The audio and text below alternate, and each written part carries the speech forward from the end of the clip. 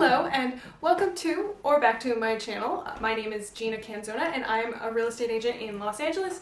It has been a long time that I have not made a video, and I say that every single time. But today I'll be talking about how much real estate agents actually make. So a lot of people don't understand exactly how a real estate agent makes their money, and even in the buying process I get a lot of buyers who ask me like, how do you get paid? Do I pay you? Like, a lot of people are confused, and I understand because no one really talks about it, so I wanted to clear that up so everyone out there knows how people get paid and aren't feeling uncomfortable when they're wanting to buy a house and don't know if they have to pay someone for that. So I will go over everything and make sure it's all clear. You can always leave me questions down below and ask anything you want. I'm an open book.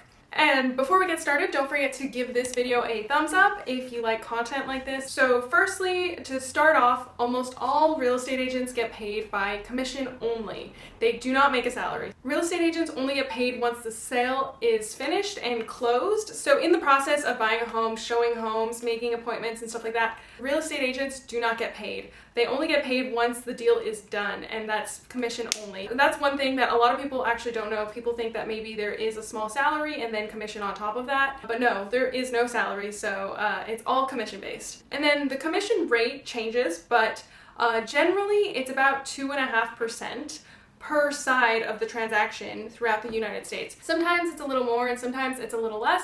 I just closed a deal with a 2% commission rate, so that's pretty normal too, and I see 3% quite a lot also, but a majority of the time it's 2.5% of the sale price. So for example, if you're selling $1 million house, you take 2.5% of that and your commission is $25,000. And like I said, this is per side of the transaction. So the buyer's agent will get 2.5% and the seller's agent will get 2.5%. Sometimes an agent represents both the buyer and the seller, so they can get the whole 5%, or sometimes they negotiate with the seller.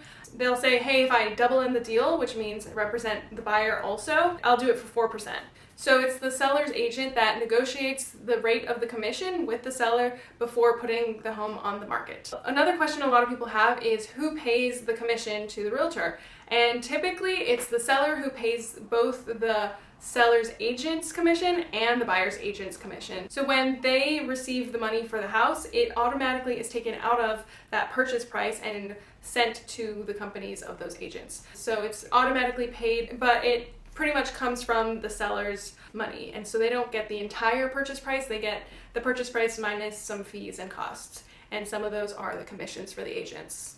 And something that a lot of people should know is that the agent doesn't make the entire 2.5% of the purchase price. So in that example of the $25,000 commission for a $1 million sale, the agent doesn't actually get the entire $25,000.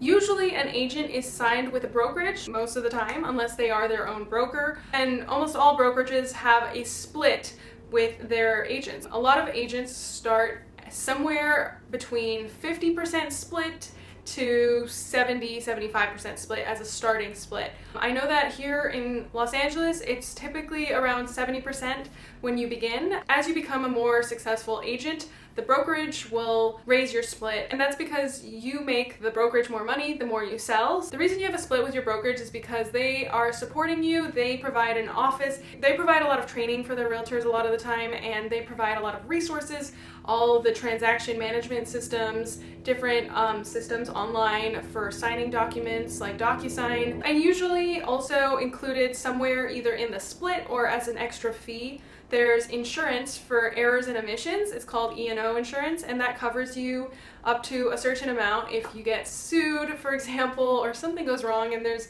some need for legal action in a transaction.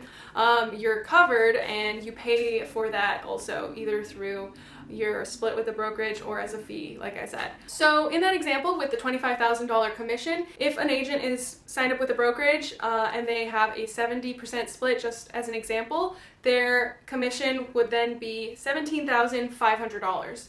And that's usually the check that the brokerage makes to the individual. So once a transaction is completed and finalized, escrow will send the entire $25,000 to their brokerage, and the brokerage will split that up and give a $17,500 check to the agent if they're split with 75% and they sold a $1 million home. Unfortunately, it doesn't end there. There's a lot of other expenses that go into being a realtor. Realtors need to pay for their memberships with the National Association of Realtors. They have to pay for the MLS fees and a lot of random little fees, which are really annoying because a lot of them seem like they're a scam, but you know, whatever. There are quite a lot of fees, but then on top of that, you have to pay for your own marketing. Car expenses are one of my biggest business expenses because I have to pay for all my gas, insurance, registration, and any repairs. And this year I brought my car in and I had a $3,000 repair because my suspension had something wrong with it, and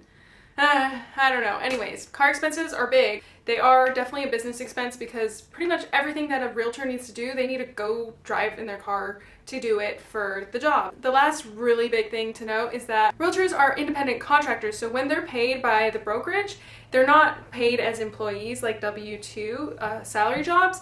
They're paid as self-employed people, so when it comes time to pay taxes, they have to take a giant big percentage of the money they've made in commissions and take taxes out of that and pay their taxes. So here in California, it's really easy for that to be over 30 to 40% of the paycheck. So in that example with the $1 million sale, the $25,000 commission, and then the $17,500 actual check that the agent gets, let's say they're paying 30% taxes, that's including federal and state taxes, then what they actually get to keep from that paycheck is $12,250. So it really quickly went from $25,000 to $12,000, and yeah, so that's kind of how it is. A lot of the times it can look like a lot more than it is. When you're wondering how much an agent is making on a sale, you can imagine that it's more like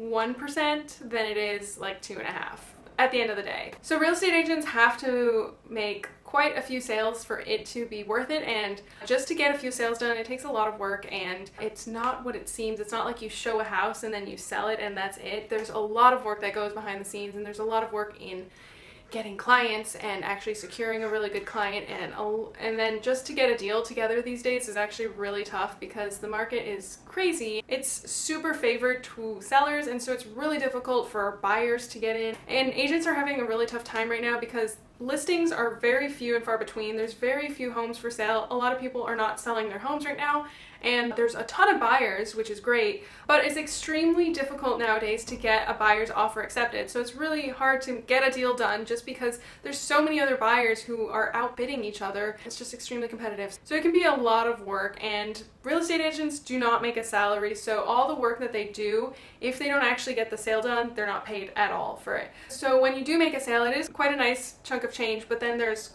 a lot of fees and splits and taxes that go into that, so it kind of, you know, evens out. A real estate agent that's selling homes in a more expensive area, for example in Los Angeles, it's quite expensive here, are making bigger commissions on each sale. So agents that are selling homes in less expensive areas have to make more sales to get the same commission as an agent that's making more expensive sales but fewer of them. That's just another good thing to know. Anyways, if you like this video, don't forget to give it a thumbs up. That really helps my channel, and don't forget to subscribe. Also, leave any comments or questions you have down below. I will read every single one. I'll see you in the next video. Bye!